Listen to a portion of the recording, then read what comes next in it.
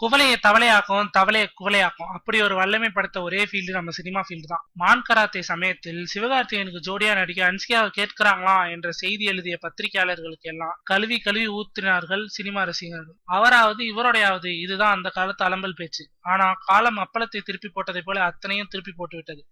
இன்று அஜித் விஜய்க்கு அப்புறம் யார் என்றால் சிவகார்த்திகேயன் பக்கம் தான் கையை காட்டுகிறது சினிமா வியாபாரம். மெரினாவில் ஆரம்பித்து ரெமோ வரைக்கும் சிவகார்த்திகேயன் எல்லா படமும் ஹிட்டுப்பா. இன்று அவர் யாரை கை காண்பிக்கிறாரோ அவரே குபேரன் கோவிலின் குழிப்பணியாரம் என்கிற அளவுக்கு நிலைமை தித்திப்பாக இருக்கிறது.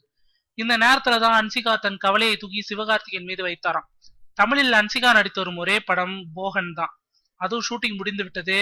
இதுக்கப்புறம் யாராவது ஹீரோ மனசு வச்சால்தான் அன்சிகா ரீஎன்ட்ரி ஆக முடியும். அவரோ விஜயின் போனுக்கே போய் வாய்ப்பு கேட்க பார்க்கலாம் என்று கூறி பஞ்சாயத்தை முடித்துக் கொண்டாராம். அவர் அப்புறம் தான் சிவகார்த்திகேயனின் லைனுக்கு வந்திருக்கிற அன்சிகா. மான் கராத்தே சமயத்தில் தனக்கு ஜோடியாக நடிக்க வேண்டும் என்று அழைத்த போது மறுக்காமல் ஓகே சொன்ன அன்சிகாவுக்கு மறுநன்றி காண்பிக்க இது அல்லவா நேரம், தயங்காமல் எஸ் சொல்லிவிட்டாராம் சிவா. 1ஆம் படத்திலோ அல்லது அதற்கு அடுத்த படத்திலோ சிவாவுக்கு ஜோடி நம்ம அன்சிகா தான்ப்பா.